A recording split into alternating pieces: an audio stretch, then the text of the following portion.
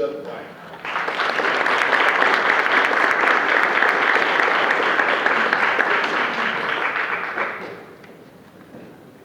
Seat 1C.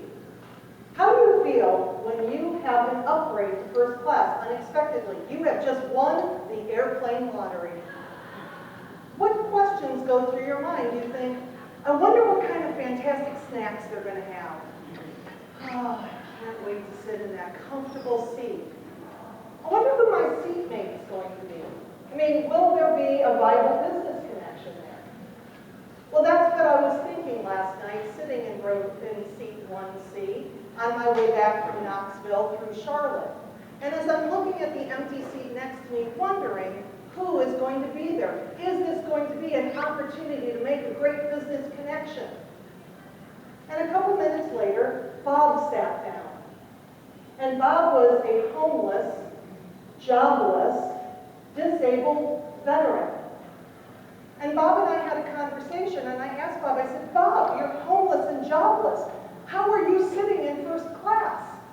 And he said, well, my brother bought me a ticket. It was supposed to be in coach. I went to go visit my dying mother. And, you know, they didn't have any aisle seats available, you know, with my leg. I really needed an aisle seat. So my brother bumped it up to first class. And he said, frankly, you know, I don't think after this experience I can go back to coach again. So Bob and I had a conversation, and he was telling me a little bit about his life, and he said he wasn't really sure why he was in the predicament that he was in. But he said, Lisa, I think that I'm supposed to experience this so I can help other homeless and jobless people in some way. So as I thought about it in this program this morning, I thought, you know, he was the perfect seatmate because Bob had the gratitude advantage. And it really comes down to two words. Mother Teresa once said, we are more starved for appreciation than we are for bread. And that's true in our businesses, that's true in our life. And it really comes down to those two words. And these are two words that your mom has been telling you since you were a little kid. And those two words would be? Thank you. Okay, I know it's early. And those two words would be? Thank you. Let's do it one more time. One more time. Thank you. You're welcome. These are the only acceptable words when somebody says thank you. Because what else do we hear? What are some of the things that we hear when you hear thank you? No problem. No problem. What else? Sure. Sure. It was nothing. It was nothing. Just doing my job. Yep. When somebody says thank you, they are giving you a gift.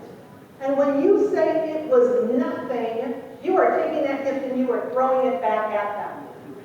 So as we begin today, we're going to start to look at the language of appreciation.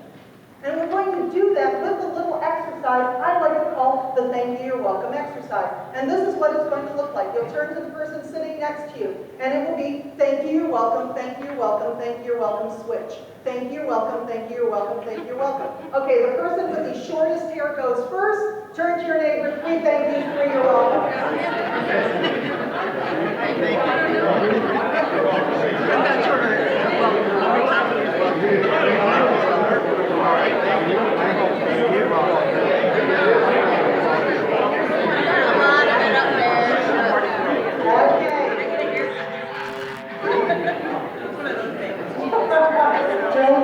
Let's come back.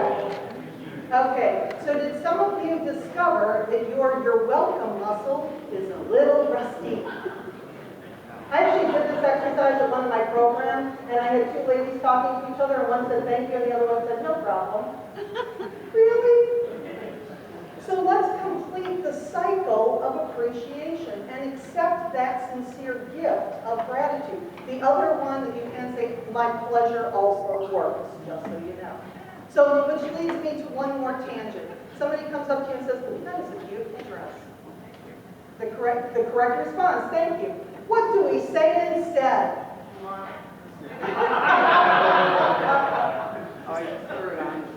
Oh yeah, I just threw it on this morning. This whole thing, really? $2 at the thrift store? We make up the story, don't we? Because we think we're being all humble and this stuff because we are not accepting somebody else's appreciation. So when somebody gives you a sincere compliment, again, the correct response is thank you. And it's a complete sentence. So say thank you and shut up. Okay? So quick quiz. When somebody says thank you, you will now say, when somebody gives you a sincere compliment, you will say, and then you will? Yes. All right, you pass. So you might be sitting there thinking, Lisa, what does gratitude have to do with fun and profit? That's what we were promised as Gratitude Advantage today. Well, I developed a 5-step process called the thank process.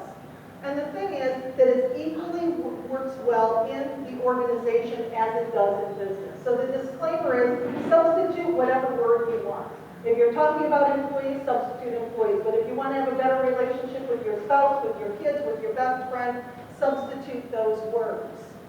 Because we start with the T. And just so you know, I'm an acronym girl. If there is a talk or a workshop that I'm doing, there's an acronym in there somewhere. So today is thank. Number 1, trust. We want to build that foundation of trust. As we start this practice, if it's been a while since we've said thank you to somebody, the first time you say that, they're going to be like, what do you want? We continue because we want to let people know that we have changed, that we are building that foundation. In your business, to be transparent. Your employees aren't always going to like what you have to tell them. But if they know that you're coming from a place of clarity, you're coming from a place of integrity, that you're letting them know exactly what's going on, over time they're going to trust you. And we know that trust takes a long time to develop, and how long does it take to destroy? Exactly. An eye roll. It's so easy to do. So we look at building that foundation of trust in the workplace little by little. And the same thing with our loved ones at home. If we haven't been doing the things that we want to do of sharing that appreciation with them, how can we start today? And that can start with just changing the language, making sure that we're catching people doing things right, that we're acknowledging that thank you with the you're welcome, we're accepting the gift. The H is for help. In the workplace, we want to help our employees envision their career path with the organization. We all want to be better tomorrow than we are today. So be proactive. How can you help your employees to take to their next? Instead of waiting until they give you their 2-week notice and say, ooh, how can we keep you? Where do you see yourself in 6 months? Where do you see yourself in a year and 5 years? Well, like your job. Okay. How do we help you get there? And look at it that way. You know that employee turnover is expensive. So when we can proactively take the steps to help our employees move to their next, that will help them. It benefits us in our personal lives too when we help others, when we look for things to do random acts of kindness, when we look to volunteer our time, when we look to give that effort. Now again, Bob last night, homeless and jobless, and looking for ways that he could help others. He was telling me about all the different opportunities that he was using to volunteer so that he could help the less fortunate. We all have a lot on our plate. We all have a lot of busy schedules. But when we can take a look at the things that we're lacking the most, in this case time, sometimes we find that we get our time back when we serve others.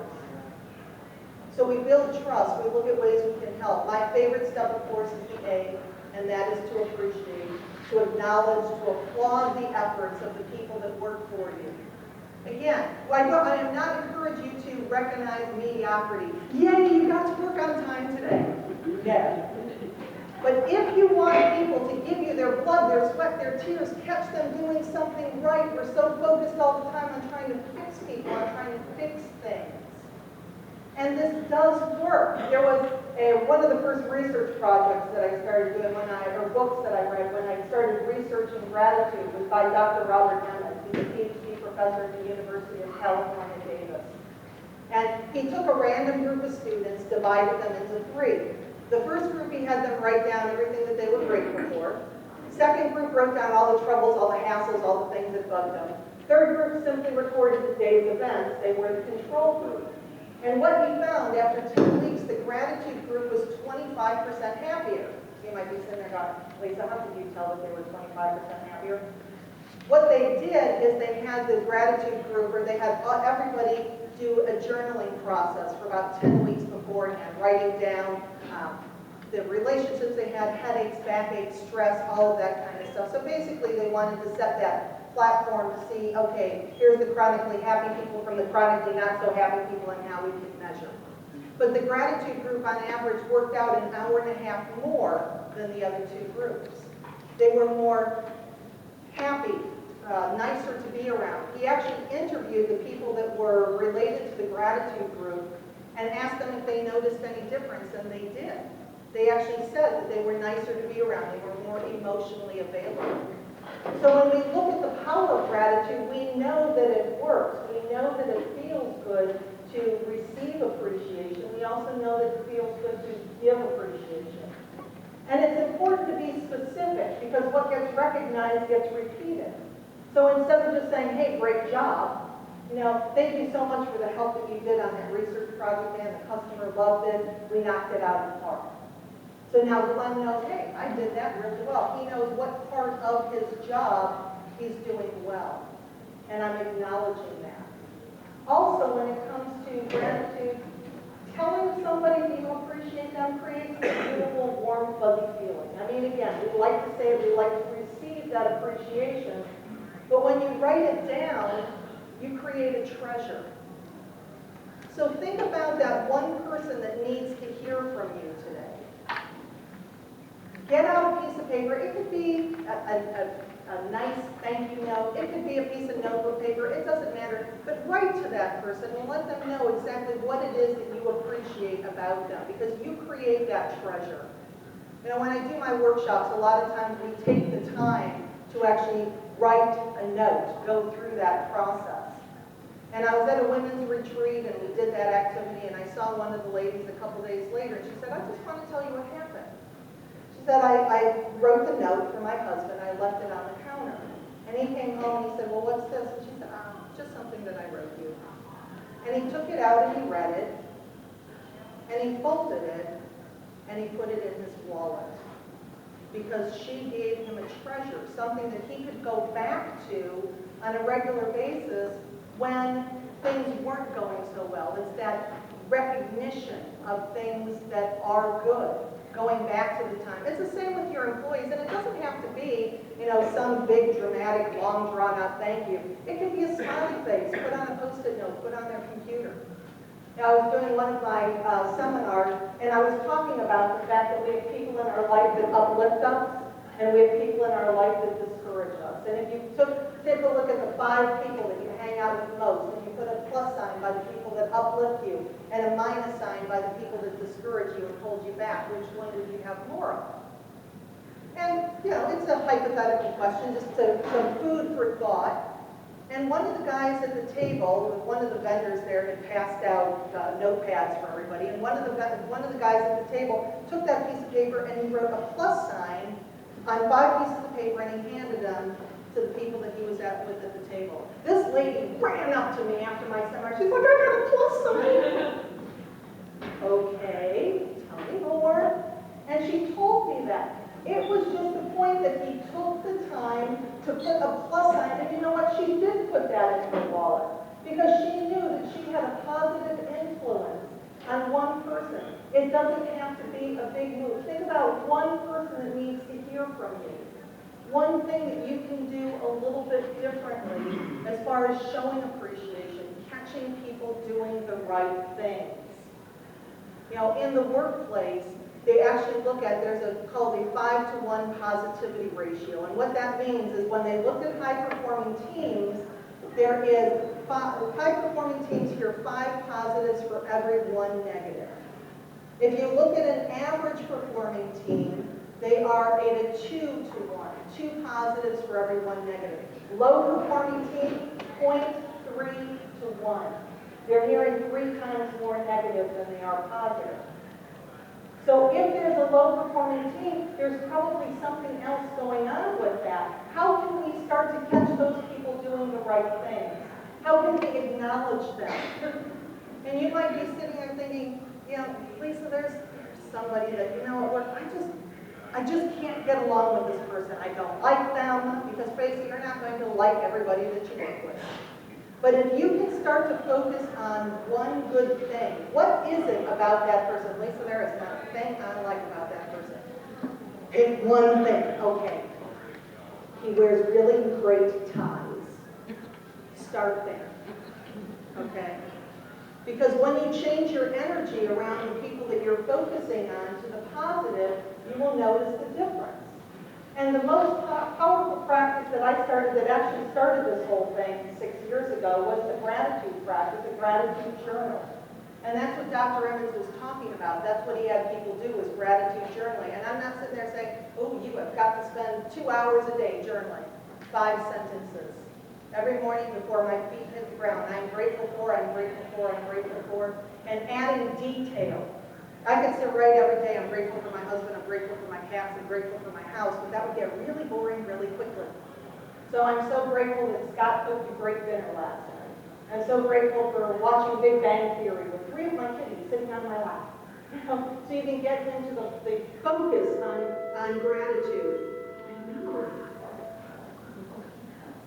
See, the universe really loves this message, and that's just its way of applauding. But take the time, because that single practice of starting to find the good every day changed everything. And you might be saying, well, Lisa, you don't understand where I am right now. I don't have anything to be grateful for. And we do go through challenging periods in our life, but look for one thing in the morning. It may be the fact that, yay, the sun's out. Start there. You know, I have 2 legs to walk to the bathroom. I have running water and flushing toilets. Start there. Start where you're at every day.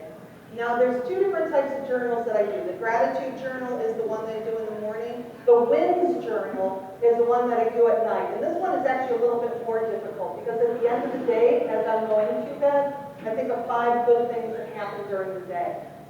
Now, after a particularly horrific day, this can be challenging. And it puts you to sleep in a much more positive frame of mind, because what they found is that people that have gratitude practice are actually awake less time before they fall asleep. They sleep more soundly and they awaken more refreshed. So whether you choose it in the morning or at night, or you do both, look for some way that you can bring that gratitude practice into your life. So you've taken a look at trust, help, applaud, and now navigate. Navigate that work-life balance. Navigate that work-life integration, because phrase it, nobody's balanced anymore. And we do this by seeing how we can get rid of the stress in our lives, because there's plenty of it. And stress is killing you. I mean, it's not just it's just not a saying, it's not just making you feel bad. There's a study by the Institute of Heart Math that took a look at the effects of anger and compassion and its effect on the immune system.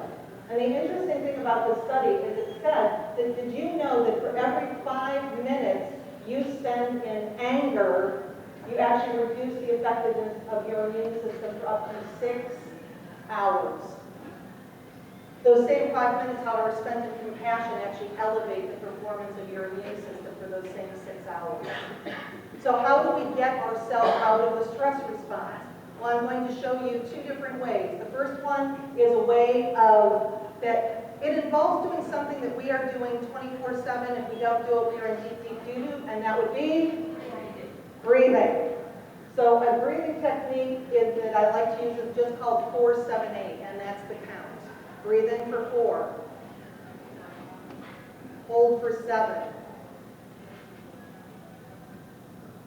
Release for 8. Making sure that you're getting that full breath, that when you're putting your hand on your stomach, that you can watch it go up and down, because we're in the stress response, we're breathing up here. When we do that, simply as many as 5 times, we open up our inner drugstore, endorphins, our serotonin, oxytocin, dopamine, that make us start to physically feel good.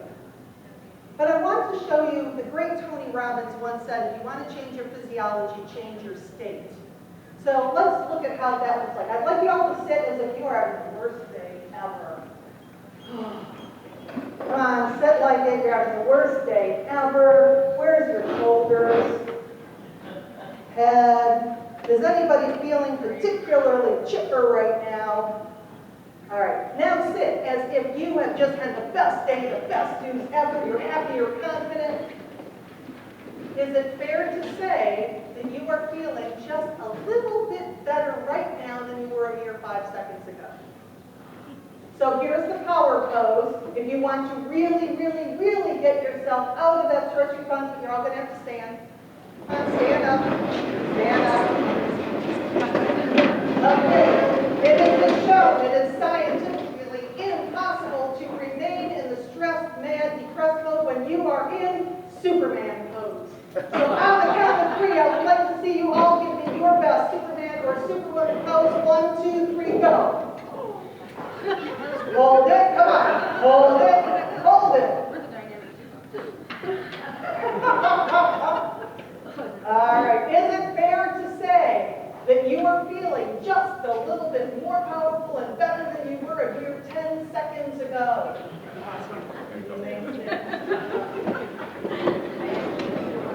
The thing that's really cool about that is unless your coworkers are here, they may not know what you're doing when you leave your office and you go to the window and you just do this. Okay? So it physically takes you out of the stress response. As employers, we want to set the example. We want to be able to show that we are taking care of ourselves, and it's okay for our employees to do the same. But when we're navigating that stress, it's so important because the more that we are not stressed, the less we're likely to take it out on our loved ones, our anger, our anxiety. So use those. You have 4, 7, 8. You have the Superman pose. The breath is so important when it comes to that. So trust, help, applaud, navigate. The last is get to know. Get to know the people that work for you and with you. And I know a couple of years ago when I did a social media post and I asked the question, how much about your personal life do you think your employer should know about you? The answers range from nothing all the way to I want to be treated as a human being and have people know who I am. So you're going to have that full range of people, some that don't want to have that straight line, but other people want to feel that connection, know their names, know what they like, see a new picture on their desk, make a comment about it, see what you can do to get to know people over the course of time, getting to know your customers as well. Harvey McKay, from back in the day when he wrote the book, How to Swim with the Sharks Without Getting Eaten Alive, has the McKay 66. And over the course of time, these are 66 questions that his sales reps ask their customers to get to know them. And this ranges everything from favorite food at a restaurant to political affiliation and everything in between. Just to get to know who you're dealing with. It doesn't take a whole lot. Tell me a little bit about you. And relating to people, being quiet enough to let them respond when they're sharing something. Because oftentimes, instead of just listening and getting to know people, in order for us to relate, because we're relatable people, we want to jump in and share our story. And then it becomes about us instead of about them. So what can you do today to get to know somebody a little bit better? I mean, you have the whole day in front of you here at the Small Business Symposium to find somebody that you don't know yet, to build one new connection. You know, don't be doing the Texas Hold'em of business cards. Here's my card, here's my card, here's my card. Look for one person, make a connection with them. 2 people, have coffee. But build those relationships, get to know people and how you can also help them. Because again, we're looking at building trust. We're looking at helping others. We're looking at catching them doing stuff right, applauding their efforts, helping to navigate our own stress and getting to know people. And this does work. I have a gratitude thought of the week that's been coming out for almost 5 years now. And I did a training program, and the nice thing about it is I get feedback from people that are putting these practices into place. And I did a training program at a corporation about a year and a half ago. And a couple weeks ago, I got a letter from a gentleman, and he said, when you came to speak, I was at a point where I was 50 pounds overweight, that I was going through a really nasty divorce. I was just not in a good place. And that one thing that you told me about starting a gratitude journal and just writing down 5 things every day that I could find to be grateful for. He said at the beginning it was hard because, some days I could only come up with 2 or 3. But I focused on that, and I've been doing it for a year and a half since I saw you, and I'm happy to say that I've lost more than 50 pounds. I'm in the best shape in my life. I've just met somebody who I believe is my soulmate. My life has changed. And that's my challenge to you today, to pick one thing out of the 5-step thank process that you can focus on. Is there something that you can do better as far as building that foundation of trust? And it may be starting with the apology approach. I'm really sorry that I have not been letting you know how much I appreciate you. And I want to let you know that that's going to change. To help people, to be proactive. If you have a superstar working for you, how can you help them to proceed in the organization? What can you do to volunteer to help make the world a better place? What can you do to let people that you love know that you appreciate them? Who's that one person that you're going to write that thank you note to or that letter of appreciation? Every day, give yourself the gift of 5 minutes of just going into the breath, of going into releasing that stress. And whatever that type of meditation or looks like to you, and when you do feel it during the day, how can you physically remove yourself from that? And finally, get to know people. Get to know people from their hearts. How can you help them? How can they help you? Because when you put even one of these 5 thoughts into practice, I will tell you, just like Bob had, you too will have the gratitude advantage. And I very much appreciate all of you. Have a wonderful symposium today.